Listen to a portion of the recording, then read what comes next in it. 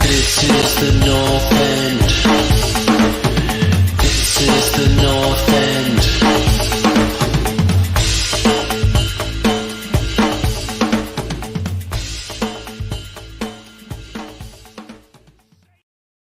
Welcome, North Enders. It is the North End's Reviews and Previews weekly show. We've got a fun one for you today. We've got Connie with us. We got Luke in Alabama, and we got Azaz in the Madison at the moment. Post game from what a result that just took place that obviously has a massive effect on the league on both ends of it, which is very exciting stuff. So before I get to saying hello to Connie and Luke, I want to just go straight to Azaz and say hello to you. There's a bit of noise there, folks. So I hope you manage it. But how you feeling, buddy? You all right? Mate, that second half was electric. I didn't think we were all like we got outplayed in the first half, straight up. Like Arsenal brought it, and a couple of times they've been the best team we've played outside Man City and Chelsea. Like they are legit for what they're trying to do this season, come fourth. But honestly, the second half, it went off in here. It was crazy. Like all the songs, we went through all our songbook. What a finish by Jota, and then Bobby just comes out. It's on. The title race is on right now. And you know what? Even for the neutrals, you've just got to respect the fact that this team just won't give up. Like it's part of who we are. And obviously it's one of the reasons we love this team and club. But like at the end of the day, like everyone right now has to also be thankful that some team isn't running away with it by 10, 11, 12 points, right? Well, Azaz, talk about being thankful. You just beat Arsenal, so obviously I'm quite thankful. Me as well. And I was just going to say it. I think Connie and Paul are probably just as thankful as Thank you so much, Liverpool. So yeah, and for both reasons. Well, Luke, it doesn't matter. He's mid-table, so we'll get to that. So are you. Calm down. Well, no, we're not really. We're 3 points behind Arsenal right now, who are in fourth. So that's a little bit closer to the conversation. But yeah, really great game. I only obviously wasn't able to watch the whole thing. I was watching both Spurs. I was watching the Spurs Brighton game, then flipped over because they sort of staggered the time, which was great. So you could catch both games or a big chunk of them. And that second half, like you said, Azaz, was incredible. And I agree. I hate to say it, Arsenal look very good. Against the big teams and the small teams, they look really, really solid. They look really organized. They look like they know what they're supposed to be doing. But there's a little bit more quality in that Liverpool side today. And that, for me, it was that Firmino finish that was just such sexy little football, that little flick he does there, and I was just like, oh my god, that's class. And he's still not even your starter for you guys right now, but you must have really enjoyed that. Yeah, and you know what was really I wouldn't say annoying me because that would kill the buzz, but like I was perplexed by how not all Liverpool fans, because I wasn't, but like most Liverpool fans were like acting like we were 1 point behind when you're going away to the Emirates middle of the week. Like, no, like that is not a give me. I know we have a great record against Arsenal. I know Arsenal don't have a great record in the big teams, but like they're on form. Like it's their home ground, right? Like under the lights, like making it as weird of an atmosphere as they can. I'm not really sure what their songbook's all about, but that's a story for another. They just say one thing over and over again, like Chelsea. Yeah. But you know what? I feel like very thankful that we pulled it out. The second half was amazing, though. Like even, what was really impressive, as well as the Firmino finish, was just how once we went 1-0 up, we didn't sit back, right? Like it's typical Klopp team. It's like, okay, go for the throat now. Yeah, you can't help but be happy with the way we did it as well. This is something that we've noticed from Liverpool, similar to City the last couple of years, is even if they've had a first half or they're 0-0, those are the only two teams in the league right now that find a way to win. They find a way to get the goals. They've been doing it for the last 3 or 4 seasons. They've done it in the Champions League. And watching the game, you could tell it was coming because they weren't the better team in the first half. But there's a DNA, and I don't know if it's Klopp that has built it in the entire team. Every player chases down every ball. You could feel it. And you could feel, I was watching it, I'm like, the Arsenal players know it's coming. So I don't even know if it's psychological at this point, but that second half when you start to turn it up and then you get the goal, you knew another one was coming, and you need that. That's a DNA of a champion. And you're right, the title race is on, and we need one. Oh, desperately. Can't wait for it. How are you feeling about it? 1 point behind is that? The one... Yeah. So the one thing I also want to add to that is, you know, who's actually still underrated on our team, despite he's standing in the world game, is Allison. Like when Thiago does that back pass, first the way Allison puts off, I can't even remember which forward it was of theirs, and actually didn't let him shoot. And then he made the save on the second one as well. It's so interesting. Like, you know, you see on like social media or like in different walks of life, and like people will talk about like the best goalkeepers in the world. Like, he's definitely the best Liverpool goalkeeper I've seen in my life. And like we've won all the trophies as well, but he doesn't get the recognition he deserves. Well, like even Azaz, again remember, today, and this happens all the time, he kept us in the game. no, last year Sorry, go on, people Nate. were saying that he was one of, if not the best. But remember, he had a wobble in form. You would know this as a Liverpool fan. He had a couple of those games where he's making errors, and then he had a bit of a couple of months of a wobble, and he dipped, right? But he looks like he's back to his. But he did have that wobble that everyone's like, we're not even sure about him, and he's got such a good team in front of him. When he's on, he's world class. He's just as good as anyone. Yeah, hard to argue with that. Good to see you, Connie. Yeah. By the way, I just wanted to say hello to Connie and Luke quickly here, as before we keep the Liverpool party going. Stick with us. Stick with us. It's actually the sound. The noise isn't too bad. I have no problem with you staying with us. Just mute off and on as we go, and it'll be fine. It sounds like Quick it's quieted question, down actually, and such. Bri. Go ahead, Luke. Yep. What are you, Azaz, or I want to say your name right first and foremost. Yeah, Azaz. Perfect, mate. Spot on. So good lad. So Azaz, I'm intrigued by, obviously now with Diaz coming into the team, unbelievable how quick he's taken to the Premier League. Like, what a signing he is. Do you think it's a little hard for Diego Jota now that he's kind of warming that bench a little bit more when he's been such a standout player, despite the fact that he's been around the likes of, you know, Mane, Salah, stuff like that? Do you think we're going to see more of him starting, or has Diaz got that locked down now? So, great question, mate. I think it's a short-term, long-term answer. I think in the meantime, it's going to suck for anybody, including Bobby. You know, like arguably his peak has come and gone at Liverpool. But like, look at what he's able to do off the bench.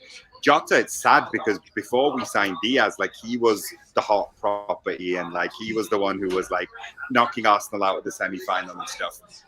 The real thing is, though, mate, the original front three, the ones that ended the game, actually. So it was pretty sweet for us Liverpool fans.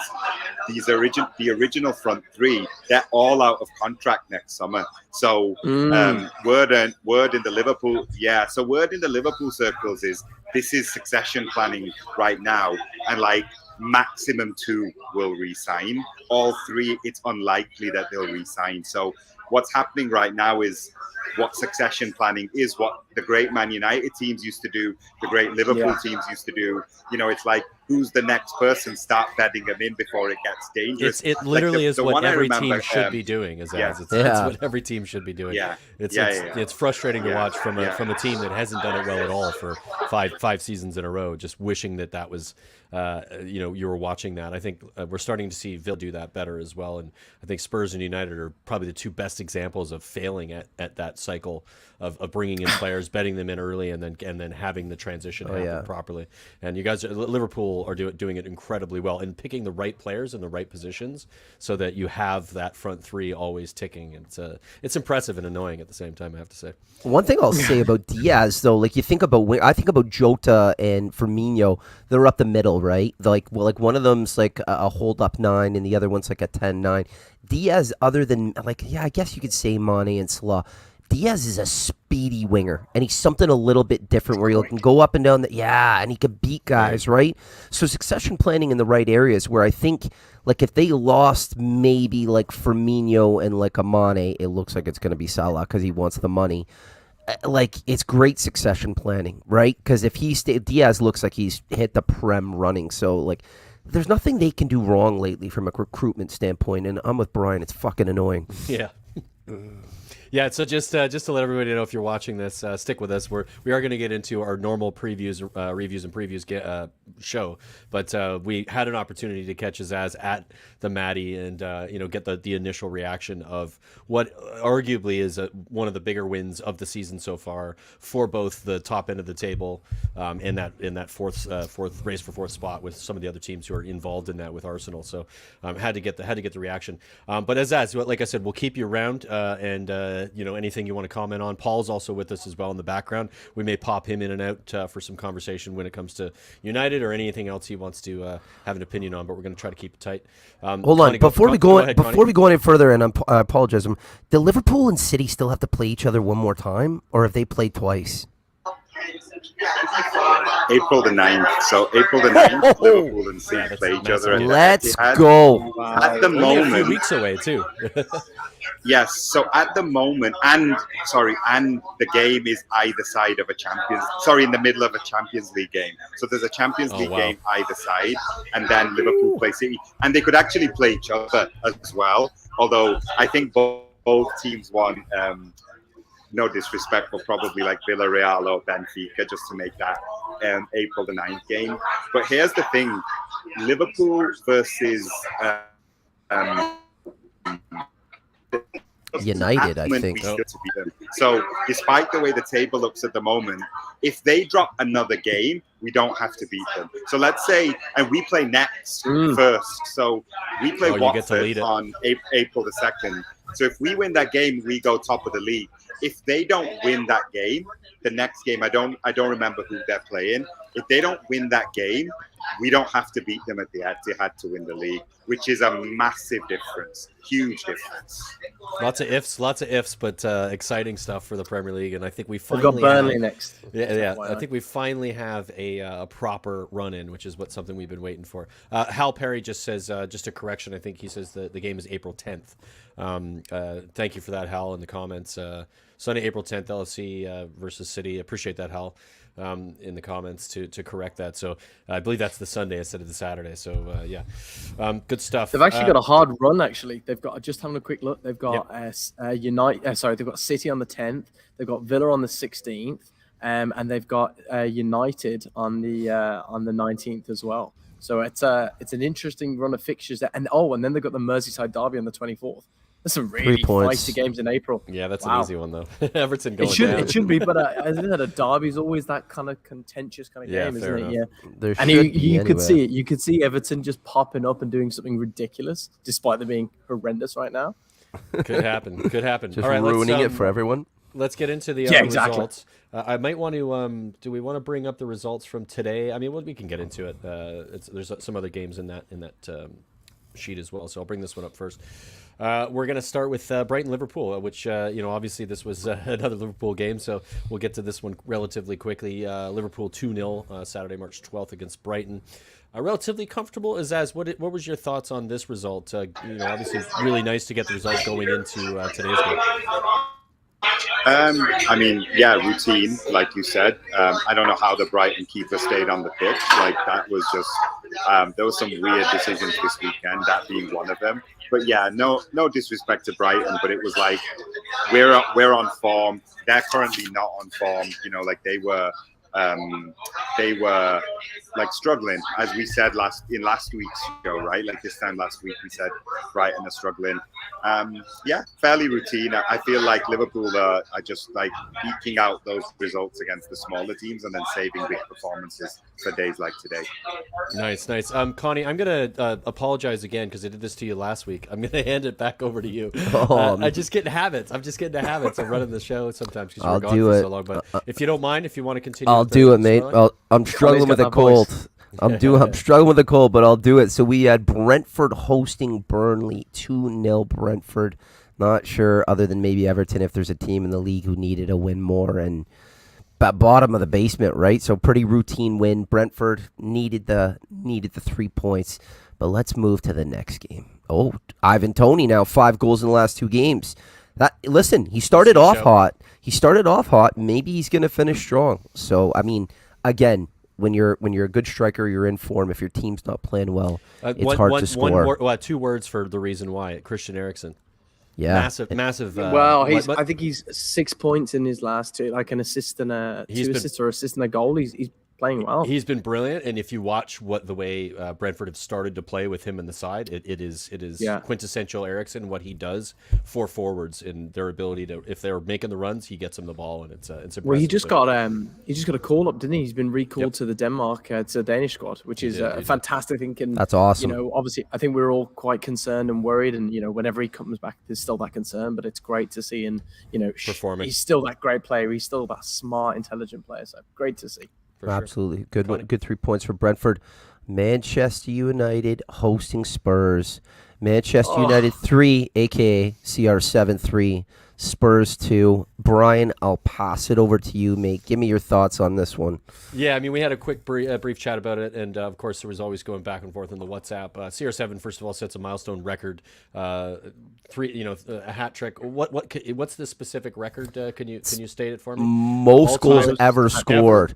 Across every league in the world? In the history of football. Although I will say I this. thought maybe it was Europe, so I apologize for that. So listen to this.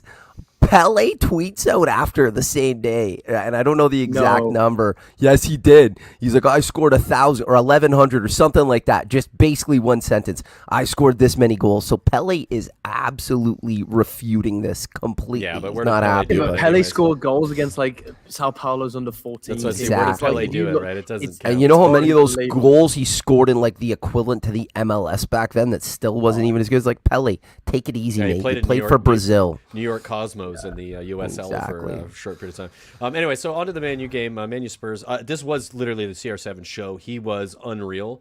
I don't think either team played that well. I do think Spurs controlled the game in the midfield, but had very little in the final third and did not defend well against arguably the best player ever in the history of the game, or one of them, you could say.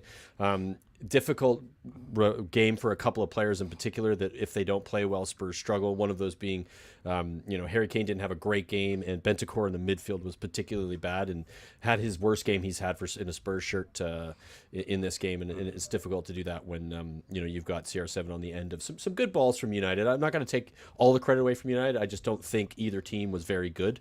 They sort of played at the level that is just a little bit under those top three teams, top four teams at the moment. So neither one of them making a claim to say we're going to go on and do this, other than Ronaldo himself doing that. So credit to him, and I was impressed by his play, and I was impressed that Spurs were able to come back into the game twice to make a game of it. But it wasn't because of quality necessarily. There was a bit of luck with an own goal, and of course the penalty that the Kane slotted comfortably. But yeah, it was. Are we going to talk about the karma, Brian? Are we going to talk about the Romero and Harry Maguire's face and that coming back to bite him? I mean, I don't know if that's karma per se. That was funny. I don't like that. That's not a thing you should do, and I don't care who the two teams. It's not. Do you know what I mean? I don't know. What does everyone feel about that? Did everyone see it? Like Harry scores the own goal and Romero runs by and gives him the in his face. I just it's not classy, man. Like it's a bit shithousery. Shitty. Yeah. But I also thought I also kind of laughed. But if it happened to my player and it was the other way around, I'd probably feel the way you do. I'd be raging if I was a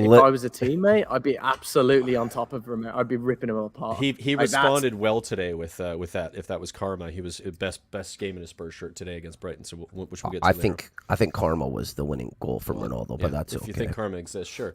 But what a performance by Ronaldo, though. Jokes aside, there's been a lot of talk about, has he slowed down? Like, is he happy? It's affecting his mood. And I don't think you can think of another player in the world who could respond like that. Only Cristiano could. And just a class. And, it was impressive. Just an unbelievable footballer. Yeah, he still got it. You got to get him the ball. You got to get him the service. And if you give him space, he'll still hurt you. It was a treat to watch. We move forward to the Sunday. Chelsea hosting Newcastle. We talked about this last week, guys. We said, could Newcastle potentially give Chelsea a problem? They were very close. Their new star man, their new goal scorer, Kai Havertz, pops up in the 89th minute with actually quite a nice goal. Great 3 points for Chelsea, considering everything that they're going through right now.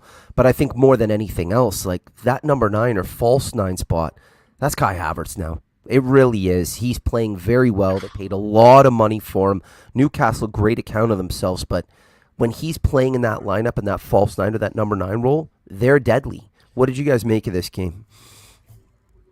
I think it's a good point. I would hasten to get too crazy about Kai Havertz, because let's not forget that a couple of months ago where I triple captained him or captained him, and he had like an unbelievably easy game. And I think they scored 5. His game scored 5. He didn't even get an assist. So remember, this is good, but he has a terrible habit of just going like kind of missing in action after this. So I'll be intrigued to see if he can keep it up. But Newcastle definitely look like a seriously improved team, and I don't think any of us would say that Newcastle are going down now, would we? I think No. I think it's hard to say better. it. I think they've established themselves. Azaz, I want to thank you. And just before you head out, he's got the music on in the background, so he can't join us any longer. We'll probably bring Paul in, but great stuff from the Maddie today. And enjoy the rest of your day. And enjoy the run in. It's going to be a ton of fun. Yeah, exactly. Yeah, I Take think care, we mate. might have lost his internet at the same time. No, he just hates us. He's frozen. I'm gonna pull him out. I think it's pretty hard. Have we got a magic sub on the bench? We do. We have a magic sub. We get sub in. Let's pop him. We have an Oli, There he is. Put me in, coach. Put me in, coach. I'm here. our Divock Origi. Yeah. Let's get that Liverpool guy off the screen so I can walk in here and feel good about my life for a second. All right. It was a good little segment with him on there from the Maddie. Though we'll have to do that again, and of course, good result for him. Paul, anything? He was to a little add to too smug for my liking. I'll be honest. I think he's my favorite. I think he's my favorite Scouser. He's probably got a reason to be at this point with the way they've been playing. And in regards to Chelsea and Newcastle, anything to add, Paul? I mean, it's hard to argue that Newcastle are definitely staying. No, up, but- on the pitch, I mean, we talked about it briefly, but Newcastle legitimately had been one of the hottest teams in Europe in 2022. Like, that's completely how their fortune turned since Eddie Howe and some money, which, if anything, everybody in football should realize things change pretty quickly when you do the simple things, if they're the right simple things. Because too often I think people just think you can't get out of bad runs or a situation. Like, everything doesn't have to turn into Sunderland. But one of the unfortunate things to talk about in this game, a little bit wary of even bringing it up, is that before the game there had been some conversation not just about Chelsea and the Russia situation, but about Saudi Arabia and a record number of executions that were conducted over the past month. And they were asking these questions to a football manager. And he said, I'd rather focus on the football. And there's no right answer to that. This guy, like, it's such a not fair question to ask in a press junket towards a manager. Well, he got nonsense, isn't it? He got reamed for his answer because it was almost seen as like supportive. But I think in the modern day, you say something. You'll get reamed for anything. It's ugly. It's exactly what we predicted would happen, though. It's going to get ugly because Saudi Arabia owns a football team. Well, they did it to Tuchel as well with Russia, right? And it's not Tuchel snapped on one of the reporters, and he did it in such. He goes, "You can't ask me these questions. I don't know the answers." And he also nailed it here. He goes, "I'm also not the guy to ask these questions. I'm trying to run a football club." Because just like you're a reporter, you're trying to do your job. Ask somebody else these questions. They're not for me to answer, right? So there's a lot of this trying to trap the manager and this and that. And I like it when the manager the manager has a go back. Klopp sometimes I think steps over unnecessarily. But these fucking idiots asking the wrong guys. How is Eddie Howe or Tuchel even supposed to know anything about this stuff? Yeah. They're trying to prepare their teams. Like, don't skip those two things. Ask them football. My biggest worry, though, is that content. They won't stop. And Newcastle's ownership, it's not a blip. Like, they were the evil empire when they were sold the team and it was allowed to happen. This line of questioning can always exist as long as Saudi Arabia seemingly do things that nobody really cares about in Western Europe. Like, it's... You know what's interesting? How come no one's asking Pep Guardiola these questions? No, but he hasn't seemed to gotten them. Why is nobody asking it full stop about Qatar? We're all about to watch a World Cup. I mean, that's the thing, right? A country with almost worse. The reason this has come into play is because of what's happened with Russia and Ukraine, and it's affecting the entire world, the potential for nuclear war. But yeah, this is a football podcast. So like the managers who didn't want to answer those questions, we're going to stop talking about it. On to the next game, Connie. I'm going to pass it over to Paul because he just does a better job of this than I do. He's got more information. He sounds better. He looks better. He's got a cooler toque. He's also not sick, so let's just... I also don't have a cold. Liverpool supporter Connor Cody gives Wolves the win and puts Everton to the sword in a game and a goal that would have meant a lot to him. You just know it. This game sees Everton go from bad to worse with a red card suspension moving forward to John Joe Kenny. So a questionable, almost championship level defense, if you listen to some pundits, is only going to get worse with a suspension to one of their somehow key guys in John Joe Kenny. And has to be said, Ruben Neves with a man of the match display, his second man of the match in a row for Wolves in less than a week. Linked to Barcelona today. Linked to Barcelona. Orange for him. He's going to be linked to a lot of teams. It's at the point where you can't avoid how good he is. He's doing it in the best league. Wouldn't be surprised if there's 7 or 8 top European teams trying to get a hold of him this summer. Quality. Very good. I want him on my team so bad. Same. Leeds survive a scare with much needed 3 points against Norwich. The winner was scored in the 94th minute after Norwich had initially drawn the game 1-1 in the 91st minute. So the 3 points basically get earned in a matter of 3 minutes. Even after that, though, Norwich come very close to scoring and Leeds almost blow 2 points. But that's, if they're not going to get drawn into the relegation race, which is looking like maybe they might, just because other teams are worse than them right now, you can't lose to Norwich. You needed to get 3 points against Norwich, and it was job done. So hopefully that is enough for them. I don't know if I would put credit to the manager change. I still see the same issues with this new management. JP's not here to comment on that. But for me, this is still the same group of players. Doesn't matter how you play them. If they're not playing high tempo, high octane attacking football, they're just not. They're not effective. Well, it's going to be hard to change their mentality, isn't it? They fell in love with Bielsa ball, and they were. It's mentality, but it was also they were built to be it's ingrained in them. Like they're not big. They're not a big side. Like you can't all of a sudden rely on defending and holding back when you're physically not assembled to be big. They're built to be runners who are quick and have engines. All of them have engines.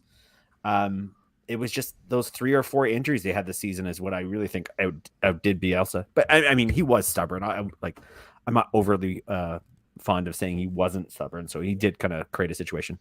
Anywho, West Ham 2, Aston Villa 1. West Ham's Yarmolenko with an emotional man of the match display. You missed the Watford Southampton, Paul. Well, I'll get back to it. You hate them. Giving West Ham hope in the top 4 race or top 6. Yarmolenko, man. It was just a nice moment. It's like one of those weird football situations where it was a nice moment. It's really painful. It wasn't as nice as the Eriksson return, but it was something. I can't not be happy for this. Like it was like. But stepping back a game, Southampton lose to Watford 2-1. Watford shocked Southampton, handing them just the 3rd loss at home of the season. But now this is 2 losses in a row at home. So what was a very impressive home record for Southampton is looking like they might be ruining it a little bit towards the end of the season. Cucho Hernandez with 2 goals for Watford in a game that was like needed it. I don't know, man.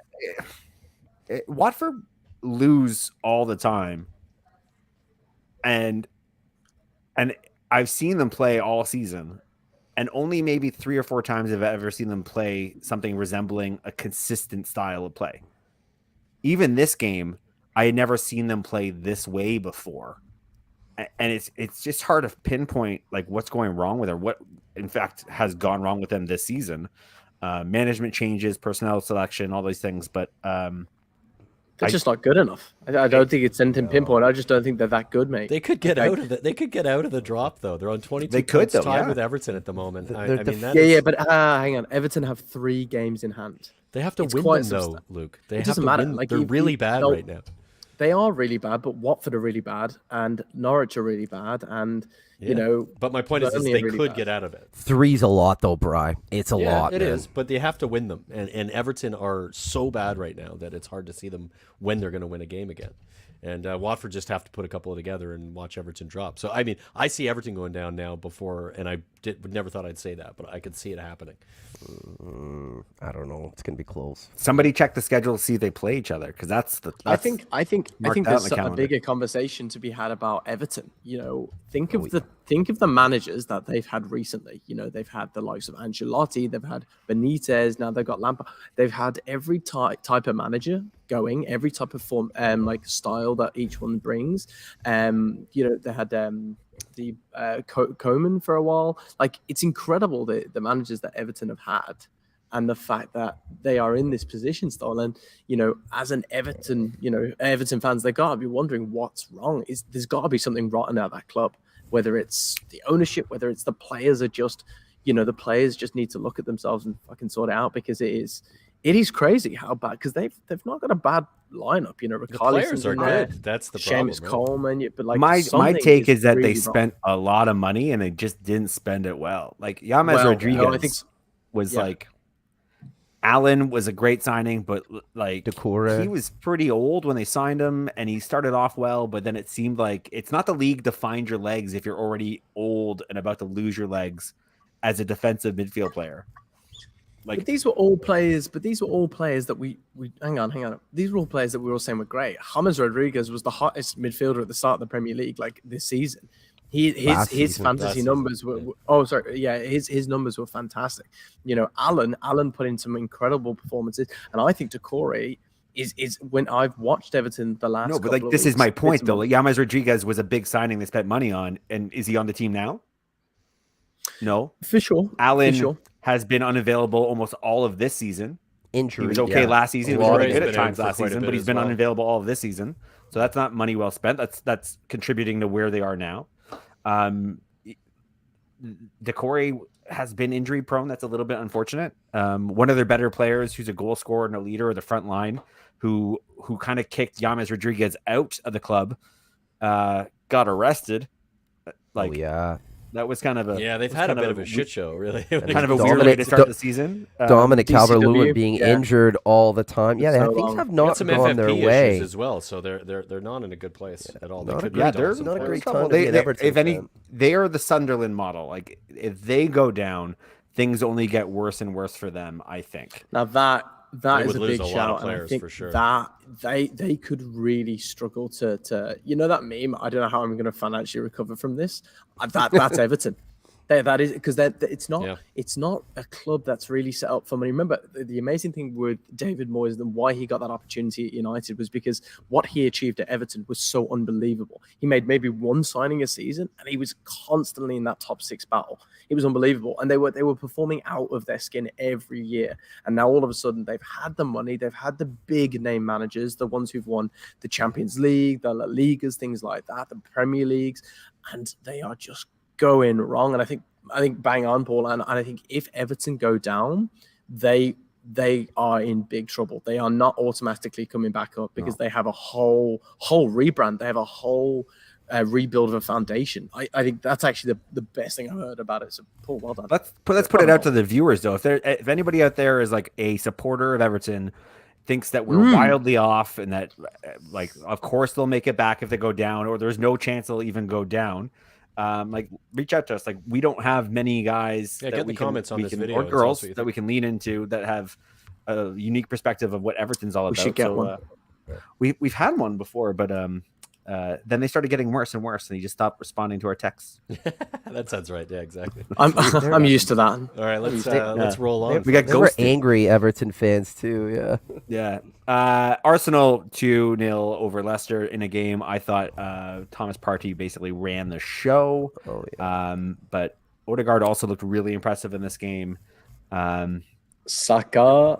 There was a time where Leicester would have been maybe a better challenge for teams. They do feel like their season's almost done. They're safe. They're not really pushing for anything. On the golf course at the moment, I think. Yeah, it seems like it. Even the guys that maybe should be playing for contracts next year or a move, like a Tielemans, aren't really doing what you might expect them to do to kind of show up against these bigger clubs, these quote unquote bigger clubs. It's another weird team with 3 games in hand, though, as well. Another 3 games in hand. Arsenal hitting a stride. We'll talk about what that looks like as of today. We talked about it earlier, but we'll get into it a little bit more.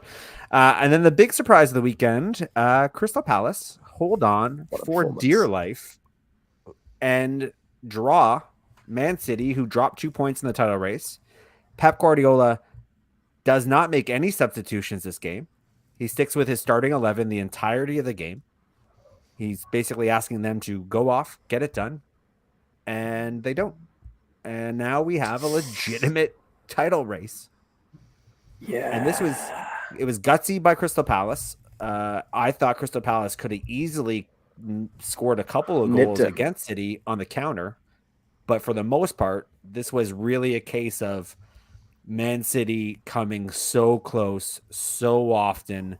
It was just one of those games where they just couldn't get that ball past the keeper. But a quarter inch here or there, they could have won 3-0 easily. Yeah, 18 shots, 4 on target, 75% possession, just dominated them, but just couldn't get it done. This is the Premier League. This is why we love it, though. Crystal Palace I don't get Pep, worked. though.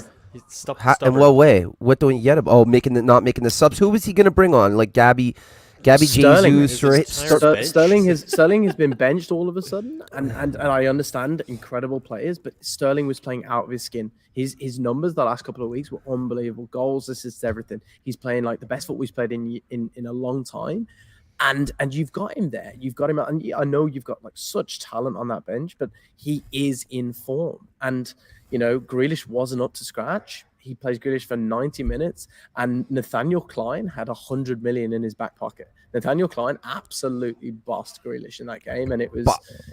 But I thought that was every Crystal Palace player, not like putting them in the. I thought Crystal Palace played brilliant, and when I say they played brilliant, when you play City and they never stop and they move the ball constantly. This is the first time in a while I've seen a team that was up for that. They just never stopped working as hard as City. Everyone talks about how good City are talent-wise. They're just so hard-working, and people don't notice that because of all the beautiful goals. They really are. That's what I admire about them the most. Crystal Palace were fantastic. Conor Gallagher looked great this game. Let's get back to Luke's point a little bit. We're going off into like this tangent about how great Man City are. Pep Guardiola makes no substitutions, and I think that is what we're talking about, because at the very least, you're giving a guy who's been pocketing Grealish all game something new that is completely fresh legs, a new look, the speed of Sterling, or something. A new matchup. It's a title. There's an emotional, there's a psychological advantage to having somebody new come on. Like there's very odd for me. He just foregoed it. He just said, "Is it ego? Is it more of Pep's ego, like he did to lose them the Champions League? Because let's call a spade a spade. He lost them that Champions League final. He's a tinkerer, Chelsea. Though usually, he does. He didn't in this case. He had an opportunity to tinker and to make. I don't know if it's that big of a deal though. Like he started Grealish. Well, the tinkering came from the starting lineup for sure, but he had an opportunity to change it, which is what he normally. And maybe you're right. Maybe that's the thing, is because if you look at his starting lineups in Champions League games, he often picks an odd lineup, and you're going, what are you doing there exactly? Why are you doing that in this game? And this game is another one of those types of games. It's a game you need to win, because you gotta stay on top of your rival, who is right behind you. Who's going to play the next, this week against an Arsenal side who are flying. If they beat them, it's 1 point, which is where we are. It just seems odd for me from Pep's perspective to know. I might be an outlier, but I don't think it's that big of a deal, to be honest. You bring on Sterling for who? Maybe Foden or Grealish. Yeah, Grealish was having a tough time. I'd still take Grealish on that left side going at players over Sterling. I really would. I mean, I get what you're saying. I mean, I just thought Crystal Palace based on the recent at the 80th minute, at the 85th minute, that's fresh leg Sterling. Yeah, maybe he was probably doing that thing where he was like, "If you guys want to play in the Champions League game, like show me you can beat Crystal Palace." And those players were having that's ego and stupidity, if you ask me. He does that Sterling shit all the time. Will play the next Champions League game, but it was it's great for us. Like we talked about earlier, it's a race now, because Pep got cocky, and it's a 1 point race in the Premier League title, and that's fucking beautiful. Thank you, Stan, and the Crystal Palace Toronto supporters for whatever you guys did. Stan must have whatever loved it. Chicken you murdered and whatever voodoo god you pray to. You know what? Stan was going mental, and they could play a lower level side this upcoming weekend and lose, and Stan would tell you the sky is falling, and that's what I love about Stan. We love Stan for that. Cheers, buddy. All right, we want to get on to the next day. We're shit, boy. Guys, we're fucking crap. I say every week, we're crap, man. Well, I mean, we've already spoken about one of these games, Paul, so do you want to just do the other one? Yeah, the two games that happened today, Liverpool beat Arsenal 2-0. There we go. We've talked about it earlier, so we'll talk about it no more. And then Brighton, who were such a good team, have now extended a bit of a winless and losing streak by falling to Spurs, who needed the win to stay in touchstone of the top 4 race. It looked pretty comfortable from what I saw today. Romero looked like he had a really good game. I thought the tactics of asking a team that struggled to score goals, giving them the opportunity to get caught on the break was probably the best thing you could do against beating Brighton at home. But Brian, you'll know more than I did. It seemed like a pretty straightforward win for Spurs. Yeah, it was straightforward. I think recognizing that Brighton, they struggle in front of goal. They had 1 goal in the last 6, and had been beaten relatively comfortably by every team they've come up against. So Spurs knew what they were going to get at home and what they were going to have to do. Ran the midfield. Bentancur was incredible. Romero, as you said, was very good. And Harry Kane, who was kind of quiet the first half, missed a sitter that was, it was shocking that he missed it. It was like a wide open net with his left foot and just skinned it sideways. It was a strange one, but came out in the second half and did Harry Kane things. Just unbelievable passing, a wonderful goal. From Bentancur's pass, and it was comfortable for Spurs. Night and day, second half of the season for Kane, which you did predict. I'll give you credit. 5 goals, 5 goals in 4 games he's got now. And you have to, if you watch Spurs a little, like as much as I do, or at least try to watch him a little bit more than you'd like to, his passing is absurd. Like it's just, it's levels. He passes like De Bruyne and scores like, any of the best in the league. So he did that in the second half, and it was comfortable. Passes like De Bruyne, moves like Jagger. Did he get an assist today?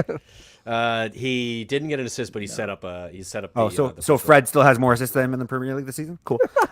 Everton. Everton may be getting a point deduction. Our friend Hal is pointing that out. Hal is quite right. I suspect Hal is probably a Liverpool fan, so he likes Hal's a Spurs fan. He's a Spurs They're getting fan? a point deduction. Yep. What? He's what? just what? Financial fair play. I did mention it as we were talking about Everton, so that's why I didn't bring it up. When was this announced? What was happening? Last week. Yep. Last week, yeah. I missed that. Yeah. They've been doing some shady stuff. But it would be for next season, though. It wouldn't be for this season. It would get carried over from this season. But it hurts because all of a sudden they're in the championship with point deduction. Jesus. You know what? In that case, they should definitely hire Wayne Rooney as their head coach because he's used to point deductions in the championship to start the season. Jesus. Greatest game. What? And Everton are playing Newcastle, and they are playing Newcastle tomorrow. Newcastle. Big game for Everton. Everton at home in this case, which is a little like it. They have been better at home, much better at home than they've been away. But Newcastle, as we know, despite the loss, have been playing quite well. I'm putting money on Newcastle. Yeah, I think so as well. Do it. Newcastle look. I'm not even sure how Newcastle turned it around. Really, like what technically they've done. It just seems like it's working. They just bulked up the team, mate. I think Chris Wood, although he got a lot of abuse, it's been they just needed a big bulky fucker up there, and he's looking good. They've shored up the defense. Matty Targett's playing very well for them at left back, and apparently deal is signed for them to sign him at the end of the season for 15 mil. So I think it was good recruitment. Like they weren't the names that the rest of the world was shouting about because we knew that wasn't going to happen, but it was what they could get. And they signed, just kind of very core players, weren't they? Just kind of like that Guimaraes signing was he went back and forth because he didn't want to go. He thought that they were below his level, and they are. With all due respect to Newcastle, he's been linked with. They just threw boatloads of money at him, and he's like, "Okay, I'm going." Yeah, and it's worked. They have money. That's how they save themselves. Yeah, is that how mystery life works? Solved? Yeah. You know who else has money? Our ISO Date Star Player of the Week. We may have to change the name of the sponsorship soon, but it has to be said. It cannot be anyone else. CR7, Cristiano Ronaldo, is our ISO Date Star Player of the Week, scoring a hat trick and having stats that include 95% shot accuracy, 3 goals on 5 shots, and becomes the all-time leading goal scorer in a game that 1 goal I think would have done it, but he scored 3 to really put some mustard on it, and has a perfect who scored rating of 10. Here's a question. Ronaldo will be sent a redemption code for ISO Date so that he can go online to meet people live, connection, virtual, decide if they like each other. And we're gonna do a surrogates event for him so they can have another. He's a man of the people. If anybody wants a chance to have a chance meeting with Cristiano Ronaldo, I would look into this. Absolutely. He may be there. Maybe. Indeed. Who scored Gentlemen. rating 10? Is that the first time that's happened, Paul, this season? I would say. I don't know. I'm sure it's happened in previous seasons, but I don't think we've seen a perfect who scored rating of 10 before. This might be the first. think it You're is. on mute, Paul. But yeah, I think it's the first time we've seen 10. Question for you, gentlemen. Do you think we'll ever see Cristiano Ronaldo play in the Champions League again after United's exit yesterday? Good question. No. I think you might be right, Brian. Yeah. Wow. Where's he going to go after this that is going to bring him in and he's going to get into? Is he definitely PSG? leaving? Is he definitely gone, do we think, from... Well, United, I can't. If United get top 4, I think maybe he stays. He's set for another year. But if United don't get top 4, like, just to say it, Cristiano Ronaldo is not playing the Europa League, and I'm not trying to pump his tires or anything. He's just not going to stay, right? Like, No, that's fair. so it's Yeah, that's my either thought, too. it's either a Champions League team like a PSG or a Bayern Munich, depending on what happens with Lewandowski's contract, which doesn't look good, or maybe it's MLS time. I don't know. I genuinely don't know. I'm going to throw out Sporting, a return to Sporting if they qualify for Champions League. Oh, It's a good shout, actually. I didn't even think of that, but yeah, good. 'Cause he's, do you think the limelight? I don't know if the limelight's big enough for him there, man. he doesn't I finish his career though. If you've ever been to Portugal, the limelight is hot. Like, he's not just a Sporting No. god; he's a Portugal god. But like playing for Sporting against I don't know. You know what I mean? Like at least United are not a great team, but they've got cachet. Juventus had cachet. Like Real Madrid.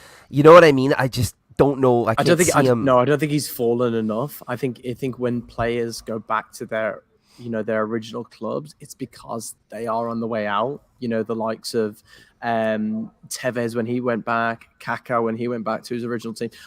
Ronaldo is still so unbelievably fit. You haven't seen the drop off with him like you have with Messi. No. Where Messi seems to have dropped off at his new club. Like he doesn't seem to be the player. And he's also playing in a shit league, which isn't helping him. But Ronaldo I might disagree still a little looks with like that. he I'll be honest. play at the highest level. Messi? I don't know, man. Ronaldo apparently Cristiano in Ronaldo training- doesn't run. No, yeah, he but doesn't. but he still can do what he did against Spurs. No, like you And want him other in the teams. box. You want well, okay, no. This is a recency bias. I know he just scored a hat trick and he had a really good game True, against it's fair. Spurs. Yep. But the stuff he was giving United before, he's a passenger for 80 minutes of the game, not pressing. His pressing stats increased a little bit, but then went straight back down again. Like, he's a luxury player. I don't know that any team is built right now to have another luxury player of his stature. Yeah. But if he was willing to take a smaller role and be a rotation Villa. player, Which I don't think he is. and- Why the fuck? I'd love him at Villa. And this is the problem with him. I think Paul's right. Like, Ronaldo's not going to do hard yards like a Firmino or like a Foden. Like, you need to build the entire team around him with 10 runners and to try to get him the ball in scoring positions, which we all know won't work at the highest end of the Premier League. So I just don't know where he ends up next year. I can't see him at United. I disagree with that. I don't think you need 10 runners. I just think you need the players closest to him need to know that they are picking up 75-80% of the running. But I don't think you don't need 10 runners. You need but your defensive Luke, midfielder would you not picking up the agree ball. that's a problem for the team that does that, because then they have to build what they're doing around that one player, and that was arguably the reson why modern football, pressing is not an option. Like, you need to press. The whole team has to do it together. You opponent. can't just have one player who sits out. Well, maybe in the modern day you could argue it's more of an issue, but I think there's very, very legendary players that have been lazy.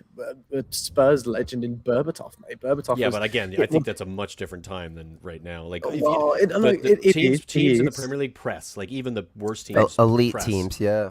They do, but if you have super speed around that are causing all kinds of problems, if you have the players that require more than one player to shut them down, it's going to free up some space, and he will run when he needs to run. Like, it's not like he can't.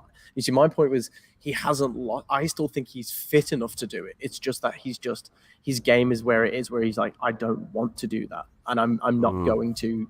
That's for you guys to. That's for those donkeys to run around for, and to Fred to cover 15 kilometers, but lose the ball 16 times. You're making a case for him being able to do it maybe the course of 90 minutes in a game, but I'm talking season long. Like, he just doesn't do it. Like, he knows his body. He knows he can't do it anymore. And I mean, there's probably still a place for him somewhere in the highest levels of football, but I don't know what that team looks like right now. Yeah.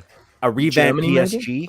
I could see it in Italy, back in Italy again too. Just suit No, because he'll demand top money. I see Messi saying, demand top money wherever he goes, though. I don't think Messi's enjoying PSG. I could see him pulling He the is hey, not. I'm going back to old boys in Argentina, or maybe back to the love affair with Barcelona, and I could see he'll go back Ronaldo and take a massive slotting pay in. cut. Yeah, I could see Ronaldo, because you know what Ronaldo would love, as much as I like him and love him. He would love banging in 30 goals in that Farmers League. PSG. Go where Yeah. Messi failed and be like, Yes. yeah, he was at PSG, he scored 5 goals. I went to PSG and scored 20. Yeah, it's fair. Yeah, and he wants to keep banging PSG in are those gonna be Champions League goals. They're shuffling the deck pretty big. Like if Messi Hard. goes, Mbappe goes, the striker position's open for it. Like there's Manager position's going to be open as well. Yeah. I mean, Poch is going to be. yeah. Anyway. Yeah, Great we can talk game. about that for a while. Let's. If anybody wants to talk to actual Cristiano Ronaldo about it, again, ISO date. ISO date. Yeah. We don't know. Yeah. Luke's got TBC, we connections. haven't picked the exact date of that event, but we're currently rounding up. So please submit your Dotting the I's and crossing the T's. Keep your channel tuned here on, Absolutely. on YouTube. know I'll be That's there. it. We get all the information. But guys, there are games coming up there's some after preview games. tomorrow. Yeah. Because there's a weekend, kind of. We have so many games. We go from Thursday game to Friday game all the way up to Sunday. only 4 games? Unfortunately, What a weird weekend of football. it's just a weird week. It's like 2 weeks of football catch spread up out everything. to 2 game weeks. There's only 4 actual games planned for the weekend. Worth noting for fantasy football, lots of teams are not going to be playing. Maybe this is your opportunity to play that free hit card. Arsenal have the opportunity to gain some ground. And big question: Come on, can Villa. Tony continue his form? And obviously, there's a London derby coming up. But we start with Wolves. I think Leeds are in trouble. I think Ruben Neves is going to continue his fine form. I'm looking forward to this game because I think it's got the makings of some pretty good excitement. There are more talented, fast, quick players at Wolves coming back from injury lately that do make them more of an exciting watch than they had been previously. And I think Leeds are always capable of putting up a fight against anybody. But when they lose, Wolves still they struggle lose for goals, big. though, Paulie. 2-0. Not Leeds scoring are a lot. open defensively. 2-0. 100%. Yeah, but Wolves aren't scoring a lot of goals even if teams are open. They're just not. They don't have. Doesn't matter. Leeds are that bad defensively. They'll give up 2. I would agree Podence, with Jimenez. that, but I think it's like a 1-0 rather than a 2-0. Yeah. Likely. I think actually. I think 1-0 this FC. has, because of how much leg work has happened at Wolves recently, the amount of games they've had recently, and what Leeds is fit, and I think this actually has the makings of a surprise scoreline. I think Wolves have it, but I think it'll be higher scoring than what we're talking about. We'll see. And I hope I'm right because it sounds like a more fun game. It'd be than more what you fun, guys I'd agree, described. but I don't see it Yeah. myself. I also hope Aston Villa beat the shit out of Arsenal. Come on, Villa. Same. I think Same, we're all Villa same. fans this weekend, right? All Luke, 4 of us Villa are Villa fans. fans. Villa fans. Where are you watching the game, Luke? In Alabama. Oh my I God. don't know. There's one bar, so I You're going to tell me there's no Villa bar? There's no Villa supporters bar in Yeah, Alabama? There's nothing. I might have to start one in New Orleans. It's only Are 2 you in a hours dry away. county right now or what? I don't know what's happening, man, but I'm gonna whip it together some way or another. But yeah, I think Villa need to improve on last week's game. We did not look good against West Ham, and Started off well, though. You started off well. we did. We almost ran out of steam. I think Coutinho looked tired. But it's for me. I have a little soft spot for this current Arsenal team, and I know Bry's probably hating to hear that, but it's Soft spot. I do because they've been given such abuse. Arteta especially, he's had such abuse, and Ben White, 50 million, what a waste of money that was. There's very few defenders that have kept more clean sheets than Ben White at this stage. Like consistent, like they've made a lot of clean sheet performances. They look good. They're well drilled. They've got a good team. I think this could be a really exciting game, but guaranteed Villa will concede in the first 10-15 minutes because we seem to just non-stop the last couple of weeks. We just cannot help ourselves. Like, do you want an early goal? Go for it. Inconsistency from Villa as well. It seems like you have a couple of good games, 2-3 good games, and then all of a sudden you fall off, and then you got to try to respond. Stevie G seems to be able to respond well to that adversity to some extent. So maybe you'll see. Is it harder being a Villa fan or a Spurs fan right now? Because I think It's hard to say the ups and downs. I think it's probably Spurs because I think we've done it against the best teams and against the worst teams. You know, we beat Manchester City. I think and more lose is to Burnley. expected of you. I think That's that's true, a too. bigger thing. The Yeah. expectation is there. But yeah, there's I think an exciting game for sure, and I would expect Coutinho to kind of look good again here. So from a fantasy perspective, he's not a bad shot. I think he's like 7.7, 7.6, something like that. He's pretty We'll good all be value, watching so. this because it's the only bloody game Oh, on yeah. Saturday. So I I swear to know. God, if this game wasn't so goddamn early, I'd be like, let's all go get drunk at the Wheat Chief. Like that Yeah. would be such Yeah, a great yeah. know. I feel time. ya. But I think it's 7:30 for me. I think I'm an hour behind you. Alabama I shouldn't think be you're 7:30. Central Time. Yeah. Oh, it you- is. It is. Oh, it's just on the edge 7:30. of Central. Oh, Mobile, Alabama. Alabama. that's Have an Yeah, I wouldn't early believe I'm watching have an that. early Friday night. Poor bastard living in Right. Alabama. I lived in Georgia for 8 Right. years of my life, and Alabama was like the place you didn't go. And I lived in Oh, Georgia. well, that was 6 years ago. I can tell you, it's going through a real renaissance right Renaissance, now. yeah. The hipsters have all moved to Alabama now. There was 2 of them the other day. They got run out with pitchforks. It was great. When do you think the last time Mobile, Alabama had the word Renaissance used? Yeah. Never. No. Amazing. We got a Starbucks now. In a history class at the college. Yeah. Oh, my goodness. Please do not Yeah. send us hate mail from Mobile, Alabama. If you're from Mobile, Alabama, we are It's a just beautiful place. joking. It's a beautiful place and great people. Sunday, Leicester are going to host Inform Brentford. Brentford, who I had potentially going down because they were so bad, all of a sudden have 2 wins in a row. They've got a striker who's scored 5 in the last 2 games. They've got a resurgent Eriksson, reminding the world that he is not only alive, but he's very good at football. And Leicester, That's January again, signing right there, probably. kind of Could just be in the one of middle. I think just based on like motivation, I like Brentford's chances. I do as well. Yeah, I see like good. I think I see like a good 2-2 draw here, like some goals in it. It'll be open. Or, Yeah. You know, I think both teams. Good are probably fantasy picks safe. as well here. Yeah, should Ericsson, be a great fun watch. provider of assists, and Leicester, if not the worst, one of the worst teams from set pieces, and even Defense is and atrocious. Brentford are great from set pieces. So, I think that could be Could an be good. interesting one. Yeah, should Yeah, be good. Ericsson's dirt cheap. But there's, I mean, we cannot hide this. There's only one real game of any real significance this weekend that everybody should be watching because it's going to be a blast. It's a London derby. We already Tottenham said the Hotspur Villa host West Ham, the Hammers, in a battle that could be called the battle for 4th, 5th, or 6th. We don't know can't yet. wait to but watch we this do Let's see know what's gonna happen. it's going to play a role in the results. This game, I Oh, like I it. don't know. I don't like like. Before we go to Brian, like honestly, Luke, Paul, like, who would you, if you gun to your head today, who would you pick to win this game on Sunday, or like even including a draw? Like, what do you think? It is the only reason I'm going to say this is because of the increased form.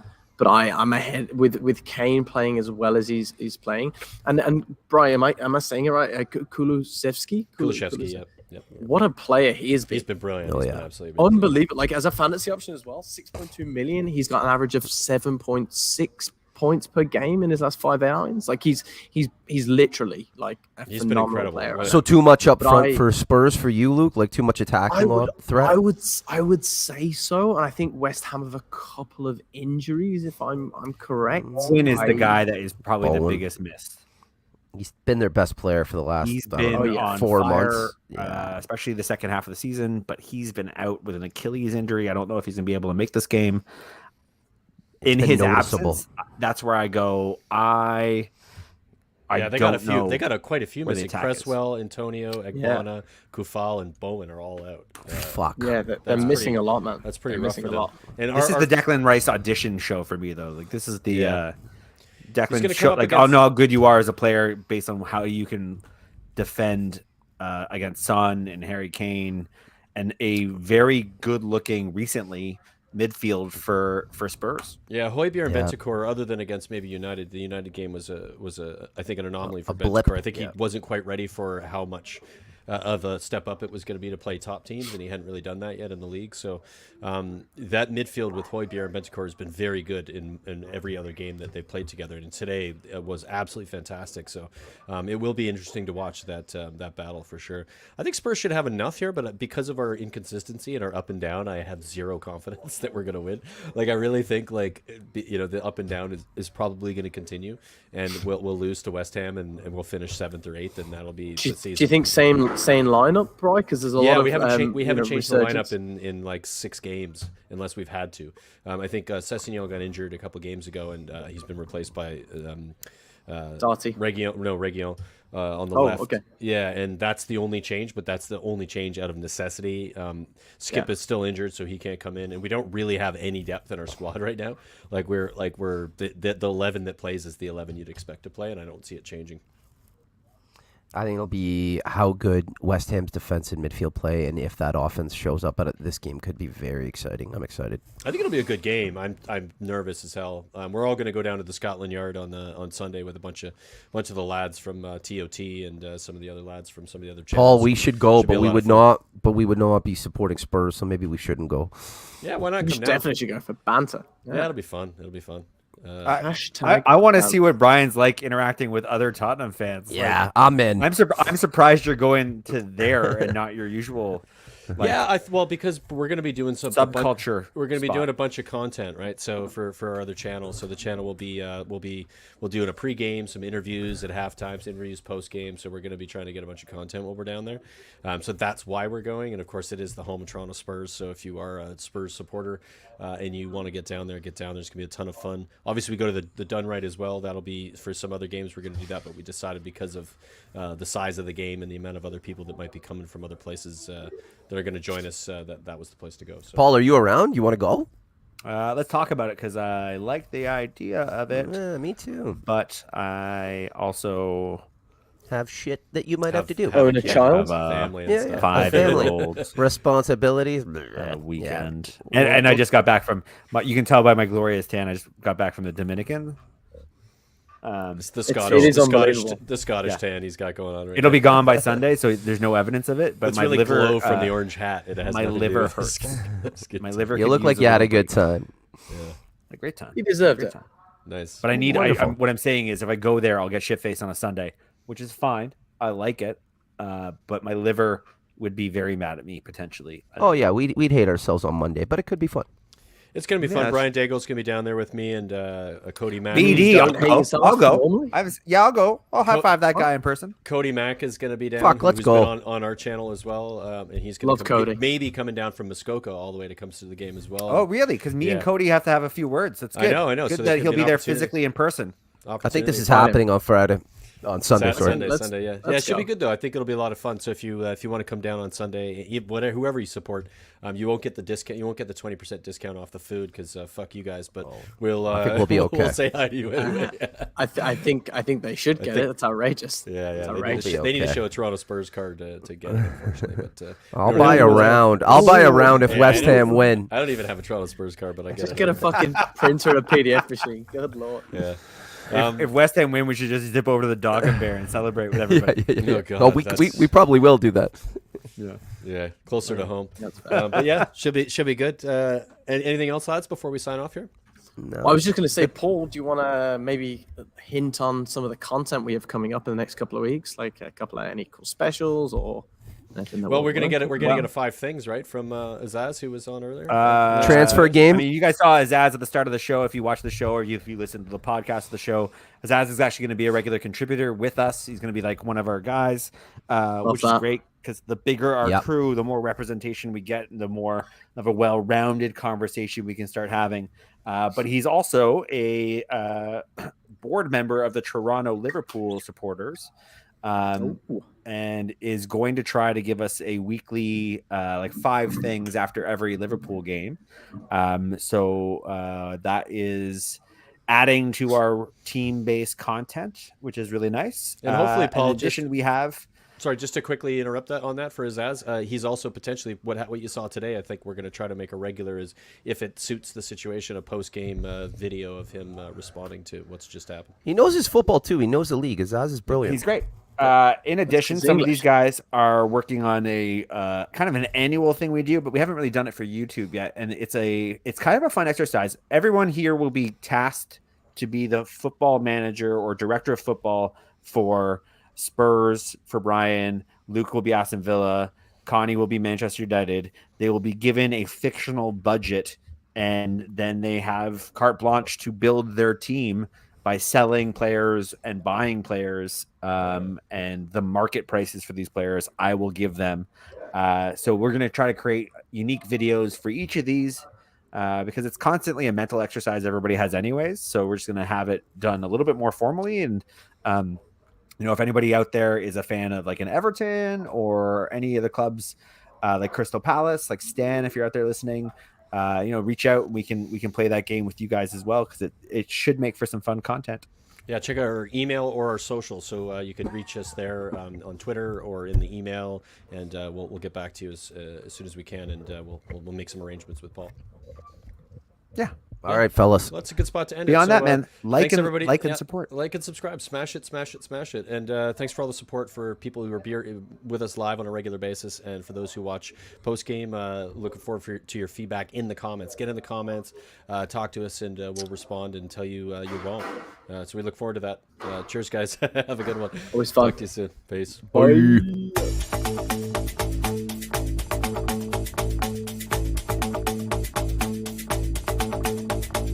This is the North End.